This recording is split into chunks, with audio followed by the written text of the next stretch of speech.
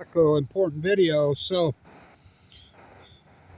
a bro well, I mean, that name's so ridiculous, has washed up dead in British Columbia.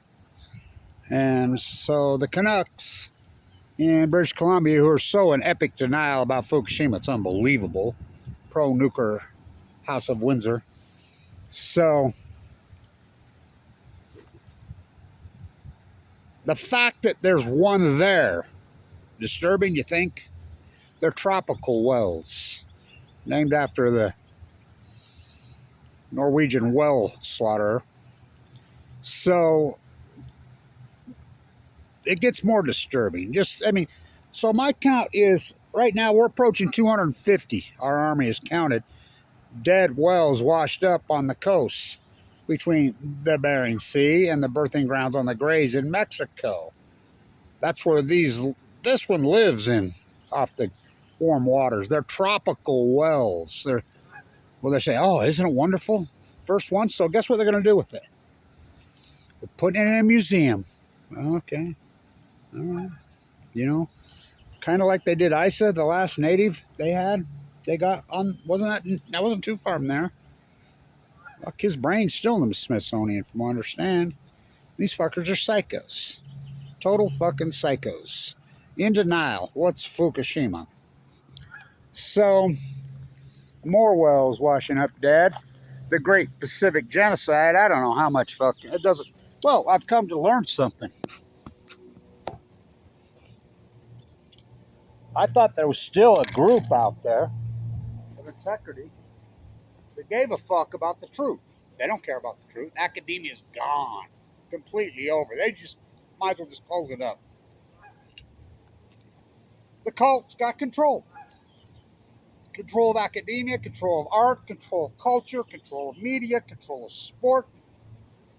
And no one gives a fuck. Truth doesn't mean shit.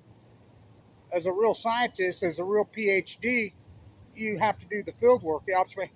First, you have to prove it, which I have proved it, but they still don't care. Proof doesn't mean anything to anybody. Everybody's cocooned. That's one thing that the internet has done, is it gave them more little cubby holes to put their dogma reinforcement in. And they get in there and they're locked in. They ain't budging. They're not moving. Truth doesn't mean anything to them. They're locked in. And I did an interview just about an hour ago with a leukemia foundation, and she says, well, your story's so incredible, whatever. What do you really honestly contribute your survival to? I says, keeping an open mind. I had an open mind on treatment. Wasn't holistic. Chemo. I kept an open mind. I used everything at my disposal. People can't do that. Nobody, once they're locked in, they're locked in. They're not budging. Once they're locked in, they're locked in. Completely locked in. Absolutely no budging them. The enchilada. So here's what they're going to tell you. Everybody that in the scientific community, which are not scientists, that's unarguable. I'm a real scientist. I have credentials out the yin yang, blackballed. Real scientists are blackballed.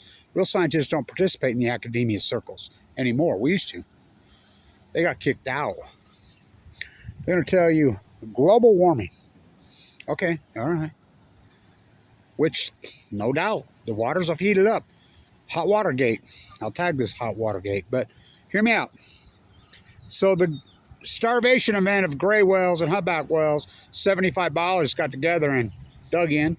Regurgitation, my historic work. No field observation. No hypothesis. Just jumped to a conclusion. But they did get something right, that it's a starvation event. Fukushima wiped out the plankton. So, in conclusion, they say, and they said the starvation event started 2011, 2012. Now, Noah called it the unusual mortality event.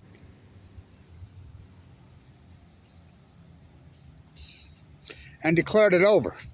And as I said, it ain't over till Kevin Blanch says it's fucking over. So I go to him. And same with the wasting disease hypothesis on the starfish. Started 2011, 2012.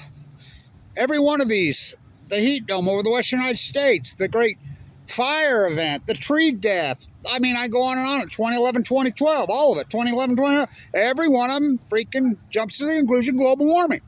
So I go to them all. A lot of them list, emails. And so you're telling me global warming started in 2011, 2012?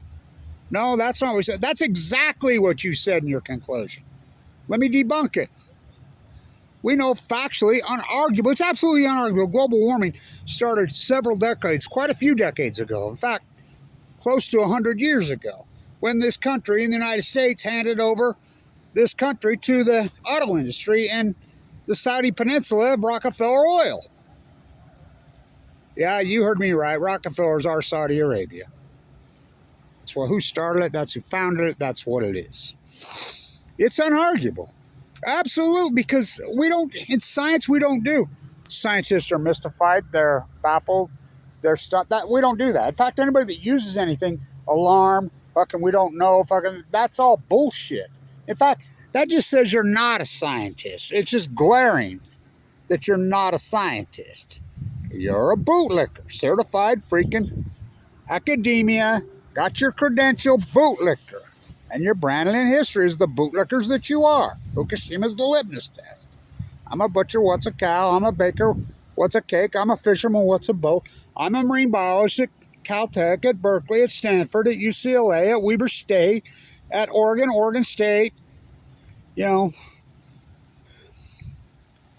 Washington State, what's Fukushima? You're bootlickers. It's that simple. That's unarguable. You're bootlickers. Fukushima's proven that. So, we know that global warming has been like this. This is unarguable. It's been like this. Steady as she goes for decades. We know factually 2011, 2012 was the greatest outlier in history. Well, whoop! We know that. The ocean heated up in a radical form between 5 and 8 degrees Fahrenheit. That's so extreme. That's so radical. We know we have we count every salmon. We have right there where that well washed up. Look up your Fraser River numbers. The Chinook salmon on the Fraser dropped off 97% since 2016. Why 2016? They go to sea for 5 years. Look when your stillhead salmon dropped off. 2012, 97%. Right there. Right there. We're getting ready to start counting on the Kenine. Columbia hit 100,000 today. 2015, this time of year right now, you know how many they had? 1.4 million. You can ignore all the evidence. You can ignore anything. So they're going to put it in a museum. Okay. I guess it's better than some of the areas in California who cut them up, put them in the dump. Talk about karma. The whole enchilada. It's the greatest PhD in human history. Where's your crown? You bootlickers. Where's all your crown, bootlickers? So it's a big story. You think? Pacific Ocean dies. Stock market makes an all-time high. Going to see American manufactured Jesus. Meanwhile, back on the ranch, Kevin Blanch does the real work. Kevin Blanch standing right here, March 2011. All new knowledge will be persecuted. Ask Semmelweis. Lake Barrett to Leslie Starr on 60 Minutes. Day 28 or 16. These are really full blown up meltdowns? Yes. Where they at? See the ocean right there? Well, this is like going to the moon to fix this. Leslie Starr, Lake Barrett. Lake Barrett back. Who's covering up Fukushima? We're in the show. Way bigger than that. This has never happened before. This has never happened. Thus, the byproduct has never happened before. As told you, it took 60 minutes, 2,816 days. Tell you what, Kevin Blanch done right here the first hour. This fucking government that we have is a criminal fucking organization. So are the academia circles. Well, even the private ones. You think you can understand these public institutions being hijacked and run because they're run by governments. That's who runs these institutions. State. But what about the private ones? Fuck, they're even worse. Go figure. So the cult has taken over. I said it when they donated the building right there in 1976 to the Browning Arms. I mean, we protested up there. Mendola Strong protesting right there. This is a public, we don't need their money. You start taking these big donors' monies, it's going to change academia. It's going to ruin academia. Because you're going to start bowing to their agenda.